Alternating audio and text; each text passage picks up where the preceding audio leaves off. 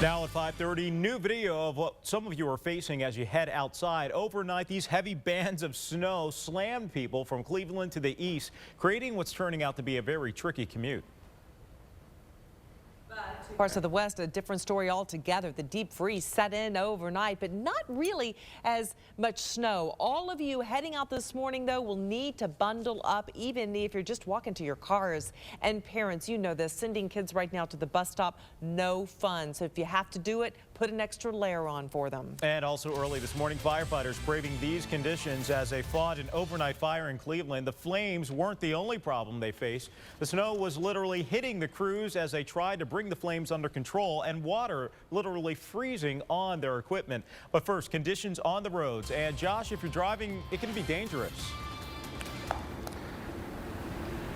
Good morning, guys. Here's what it looks like on the roads right now. This is 271. Actually, this is the southbound direction. Traffic moving a little bit faster than where it was, about 20 minutes or so ago. I'm in Orange right now, just at the Beechwood border.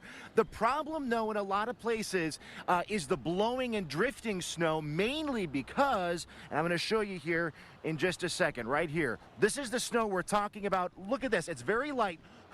It's very light. It's when this is blowing all around, when you're out on the road, it is so hard to see. At one point, we couldn't even see a big plow truck, an ODOT truck in front of us. So definitely be advised when you head out this morning. You can see behind me traffic moving a little bit slower than usual. It was even slower not too long ago. And as the snow continues to fall this morning here in parts of the snow belt, you got to be careful because that visibility can be gone before you know it. Christine, Beechwood here, Orange. This is not the only area affected this morning, is it?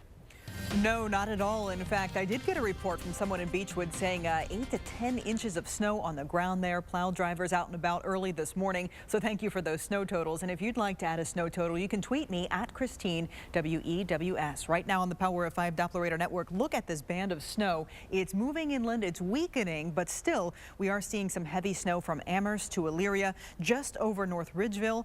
Eaton and Grafton picking up some snow. Got a Facebook report of that. Strongsville now getting some snow. North Royalton, sprinkles, if you will. Independence, a few flakes. Warrensville Heights, the snow is tapering off, as well as in Solon.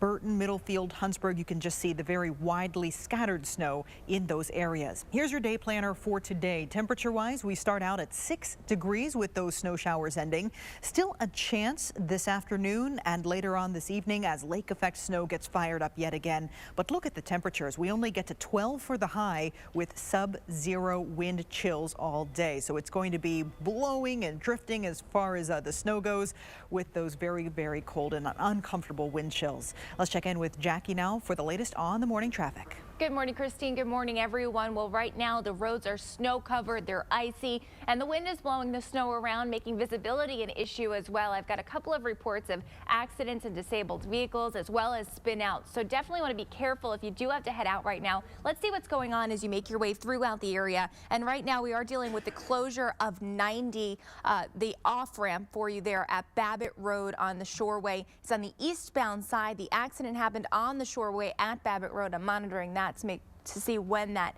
on-ramp and off-ramp will reopen. As for the rest of your trip throughout Cleveland, you'll notice a delay here on 480. That southbound side.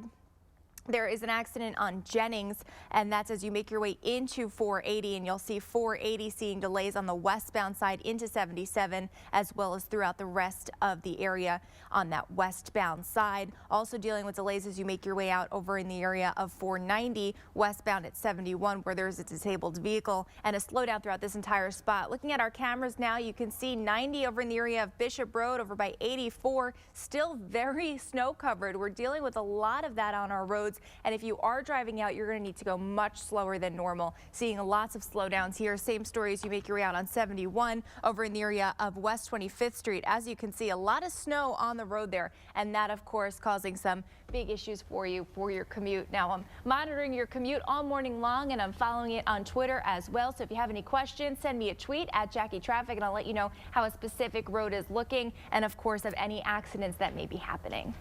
And Jackie, the Arctic blast is causing some huge problems for firefighters overnight. They battled the single-digit temperatures plus sub-zero wind chills, and they battled fires as well. Take a look at this video, really showing the problems the firefighters faced. When crews arrived here, flames were already shooting through the roof of this house. And you can see from our video, the firefighters and their equipment were completely blanketed in snow. The wind didn't help at all either. We found out that at least one person, an elderly person, was taken to the hospital. Neighbors say it was a precaution. The fire started in the first floor and ran to the second floor, ran to the attic. It was just really a difficult fire with the weather conditions. And it took close to 2 hours to put the flames out. No word on what caused the fire, but 4 families were displaced. The Red Cross is now helping them out. Mike? And Macy, our team coverage continues right now with Cedra live in the newsroom. Cedra, you've been hearing about plenty of accidents overnight. Yeah, Mike, one involves a man getting hit. I just checked with paramedics this morning. He is expected to be okay, recovering right now in stable condition after getting hit by a car in downtown Cleveland. Now, it happened in front of the Radisson Plaza Hotel around 2:45. Paramedics beat police to that scene. Now, it wasn't just the local roads that were dangerous overnight. Highways were not any better, with countless spinouts, pileups, and even a rollover along stretches of 90, 71, and 77. So far, no major injuries, though. I'll continue listening for other problems and be sure to get those details to you as soon as I get them. All right, Cedra, thank you. I'm in the live center right now following some new video out of Detroit. Our Scripps sister station sent this video of a man who was out walking his dog, but what you might not be able to tell, he was on a frozen lake. After making it most of the way, he falls right through the ice. And the good news is it was only up to his knees and he was able to get out safely. And closer to home this morning, our crews just snapped this photo on East 4th Street in Cleveland. People are out bracing the frigid temperatures, shoveling the sidewalks. And remember, if you head out the door, you need to dress warmly. As Christine just told us, the wind chill that we are facing right now, temperatures well below zero. And we are on snow patrol all morning for you. We have crews driving around finding the worst hit areas. We will continue to follow with in-depth coverage of how the weather is going to affect your lives this morning. And we end with a live picture right now of what it looks like. We have more on the way, and we will show you ways to make your commute easier. We're back in about 2.5 minutes. Stay with us.